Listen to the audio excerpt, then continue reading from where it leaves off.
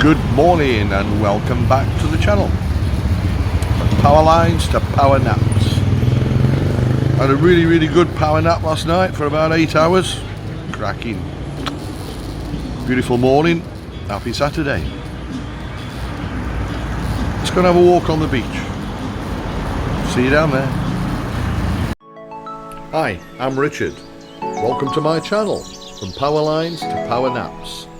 This is my wife, Nui, and together we both left the UK in February 2022 to start and enjoy a new life and new adventures in Phuket, Thailand. Join us on our new journey together and experiences. Sit back and enjoy. Good morning and welcome back to the channel. It's Richard from Power Lines to Power Naps. Welcome to Saturday morning here down in Qatar at the moment. Next resort down from Karon. I was going to have a little walk on the beach and a talk on the beach, but so noisy down on the beach today. The sea is very high, it's very rough, and waves are high, a lot of noise coming off the sea, so too noisy to film there. So instead I've come to Qatar Park. I'll show you. A lovely little park just on the edge of the beach. The beach is just beyond the trees there. It's a beautiful little park. It's got gym equipment, free gym equipment, fitness equipment all the way around the outside. Some beautiful trees. A bandstand. You can't have a park without a bandstand, even in Thailand. Nice play area for children.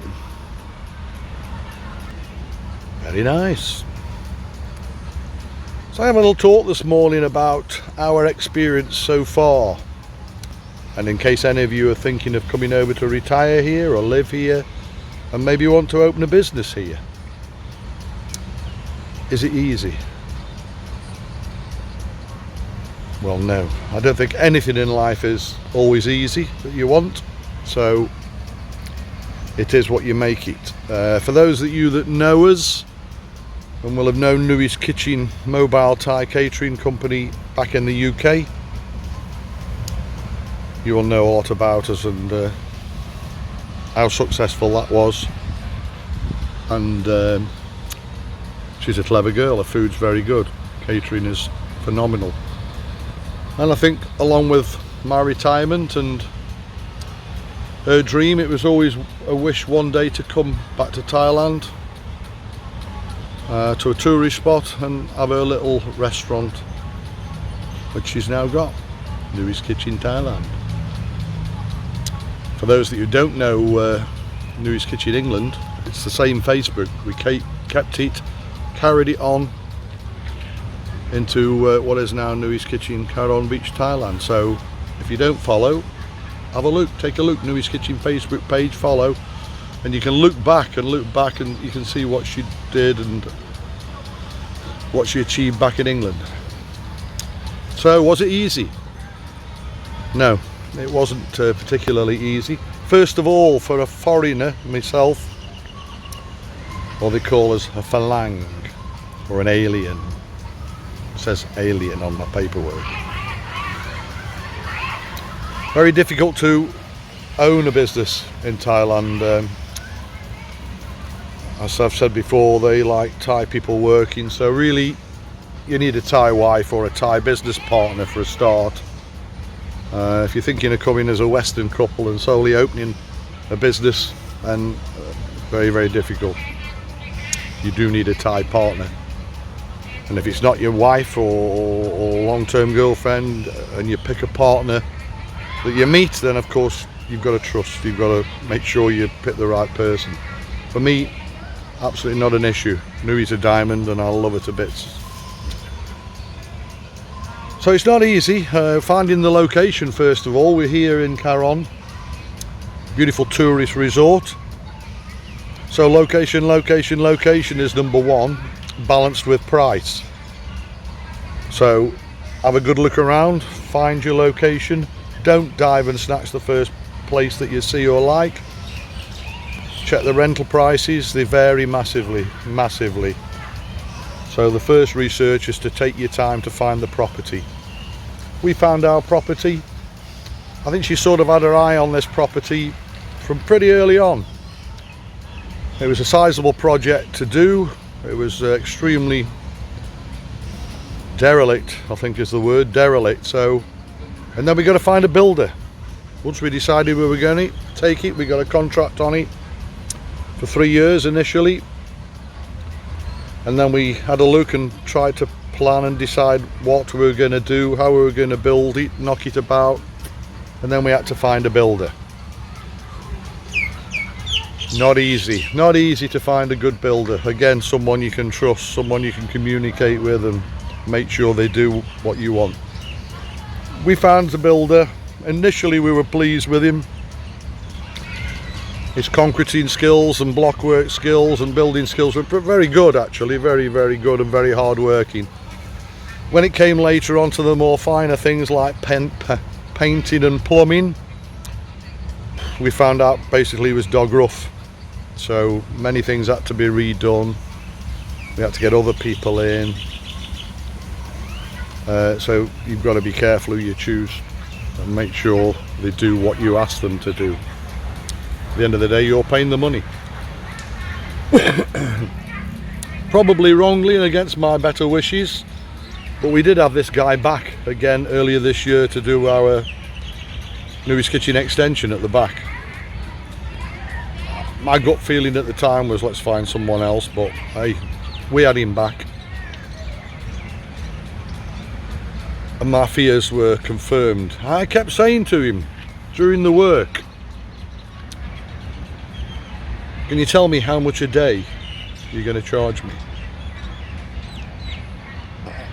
I'm not really trying to tie the guy down to a price. I just wanted to know whether there's one guy on site, 2 or 3, how much a day? How much is the day rate? He kept looking at me and going, and carried on with work. He would not answer my question. And I was a bit, my alarm bell started ringing. And quite rightly, because when he finished, he presented us with a bill which was way overinflated to what he was worth and the hours and days that they'd worked. So we had a conflict straight away, and we ended up paying him what we thought was a good, fair price. Probably a bit more than what we should have done, but it was less than what he was asking, so that wasn't good. So choose your tradesmen very carefully. Can you just set up and open a business? No. Countless weeks and months visits to different government buildings. Basically, you need a certificate for everything. You need to register the business with the council. You need to get a license from the council to operate. You need to have an inspection by the Food Standards Agency, pretty much like in UK and probably most of the world. You need to have fire inspection checks, all sorts of checks. You need to apply for a drinks license. You can't just start selling booze or cigarettes. You need a license if you want to sell cigarettes. So there was a lot of certificates to get and a lot of government offices and officers to satisfy. Again, Nui was a star. She's clever. It wasn't easy, but she kept banging away at them and she got it all sorted. But to show how difficult it was, the drinks license, we opened the restaurant in June. I think it was December before we managed to get an alcohol license. Not easy. And with every inspection and every license and certificate, there comes a certificate with a government red stamp on, which you then have to display on the wall. So you've got to satisfy the authorities in many ways.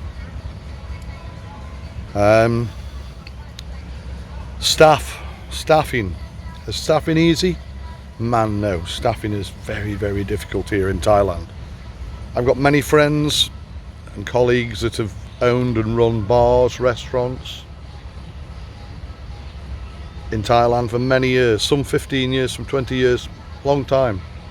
And even to this day, they'll say to me that finding good staff is still the most difficult part of running a business here in Thailand. Very easy to find people. There's lots of people wanting jobs. It's finding the right people. That's the difficult one. They all talk and answer the right questions and say the right things at the interviews. Let's have a bit of better view behind rather than a wall. But 9 times out of 10, a few weeks down the line, there normally comes a problem. Papa, I need to go home to the north. I've got a problem with the family. Okay, we're all human. We've all got families. We all get problems. How long will you be? 2 to 3 days. Okay, well, you know, jolly on. Go sort your problems out. Come back as soon as possible. Straight away, it leaves you a member of a team, small teams. 1 member missing has a big impact. But like I say, we're all human, so you let them go. On one occasion, 2 days later, I had a message off this 1 member of staff that had nipped home for 2 days. When I say nipped home, I mean the far north of Thailand, probably an 18-hour bus journey. Papa, problems at home were slightly worse than what I thought, or maybe a bit longer, maybe 2 to 3 months. What? Well, you cannot sustain a member of staff missing for 2 to 3 months, so you have to let them go and find someone else. In the early days, we got through quite a lot of staff, quick turnaround. Some didn't want to work, some were not grafters, some were not good timekeepers, unreliable, sick days, family visits. But it's nothing out of the norm here. That's pretty much normal for most businesses, but you just have to keep chipping away and setting more people on, and ultimately we're now pretty lucky. We've got a good team, a very good team, reliable team that we want to keep through the low season, like I've said before, ready for high season again when that hits end of October-ish, November. So we do have a very good team at the moment. I know I have to say that because they'll probably be watching this film. Hi guys, you do an amazing job, thank you. So staffing is not easy. Then you've got to find your suppliers for your foods, and obviously Nui's Kitchen provides fresh food, fresh ingredients. She provides the English breakfast and some of the Western food. So we went through many suppliers until we found the bacon that she was satisfied with, and various sausage and proper beans and fish and all sorts. But so the procurement chain again is not easy. So any business anywhere in the world is not going to be easy, but it's doable, very doable. Is it worth it? Yeah, to us it's very worth it. She works hard, the staff work hard. Behind the scenes, shh, don't tell anybody, I work hard. And yeah, it is worth it, you know. The review section, take a look for yourselves, but speaks volumes. Many great reviews come back. It's a pleasure. Nui gets great pleasure from seeing people enjoy her food and the compliments that she gets, quite rightly. Like I say, the reviews speak volumes. I think our Google rating now has gone up to, I think we're actually 4.9. It was 4.7, but when I did it's 4.9. So now many people come from all over the island on a holiday, and many people do use Google to suss out places' ratings, and quite a few come and find us to say, wow, great Google rating, great reviews. So we've come specially on that. So that's worth doing as well, to get your social media up and get all your Google accounts set up and sorted. Again, not easy. I guess we both knew, certainly I knew, but until you've experienced it, you don't really know. We were coming to a holiday destination, and like any other holiday destination in the world, there's high season and there's low season. We arrived during low season, which was the first low season after COVID, which was dead, as dead as. So we didn't know what to expect of high season, because we didn't know. People kept telling us, oh, don't worry, you wait high season come, the people come in big numbers, but we didn't know for sure. So the first low season we were doing the place up, getting it ready to open, finding staff, testing systems, getting it all ready. And lo and behold, high season came, end of October, early November, and boom, people just came from everywhere. It was mental, it was nuts. It was busy, it was right through Christmas, New Year, January, February, March, most of April. But then you realise you go back into low season, and all of a sudden in April, towards mid-end of April, bump. It's busy one day, and then next day everybody's gone. And you think, what the hell, what's happened? But that's what it's like working in the holiday industry, same in the UK.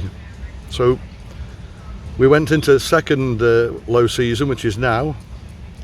Okay, it's getting a bit busier now. I think high season might be creeping in a little bit early this year, hopefully, fingers crossed. But I think May, June and July were 3 very, very hard months for us. Very hard, because we retained all the staff, very little money coming in. So I think that we learned a lesson from that make hay while the sun shines, and in high season reap the rewards. I think we're going to stay open longer this high season, a longer day, maybe till 9-10 o'clock. Try some evenings, maybe not on full menu, maybe on snacks, barbecue snacks. We've got a young girl that starts work for us now in the kitchen. She's an one of her jobs was an ex-cocktail maker, so we may move into the evening cocktails market with a bit of music as well. But we'll see. But we're definitely going to work longer hours this high season to make hay while the sun shines, and that will prep us hopefully financially better for when someone just closes the island mid-April. Well, that's how it seems. It does go from being busy to absolutely, you think, where's everybody gone? But they come back, and they are coming back. So there's a few of the pitfalls of owning a business, but it is worth it. Good things, for me, one of the best things, we learnt it pretty, even in the low season we had people coming in, and we have now, but high season a lot of people, is that we get to meet so many fantastic people. Lovely people, interesting people from all over the world. Many have come over from the UK that used to eat and follow Newey's Kitchen in the UK at various festivals, and we've had people randomly walk in, and I'm thinking, what are you doing here? Many people have surprised us and come to find Newey's Kitchen Thailand. So it started in England and it's ending up in Thailand. Newey gets great satisfaction, like I said, from the praise and all the happy smiling diners. She doesn't make much of an appearance, she's in the kitchen most of the time, but when she pops her face in, there's always good comments coming from the tables, or the odd round of applause for the girl herself. So, like everything else, there's good and bad, easy and difficult, but keep chipping away. If that's your dream and that's what you want to do, it's doable. Problems just have to be overcome, find a solution and move on, and it is worth it. So I'm going to leave that one there. It was just a little insight into our experience of opening a business in Thailand. If you're going to do it, do a lot of research first, a lot of research, and find the right people. If you're not married to a Thai, or find the right place. If you don't need to have a business, just come and live here, retire here. It's much easier. Just look at it. If you don't have to work, just come and live here. If you don't want to live here, or can't afford to live here, or can't afford to finish work just yet, come and have a holiday. Come and have a holiday. Visit Phuket, Thailand. Caron Beach, Qatar Beach, Patong, fabulous island. Come and see us, come and see me, come and see Nui's Kitchen, come and taste the food, or just call in for a cup of tea and say hi. It would be great to see you, and I know there's a lot of people lined up for later this year coming over and in the new year, so that's it for now. Just a little rant and a little ramble about where we are at the moment and how we got here, and a few of the trials and tribulations that stumbled along the way.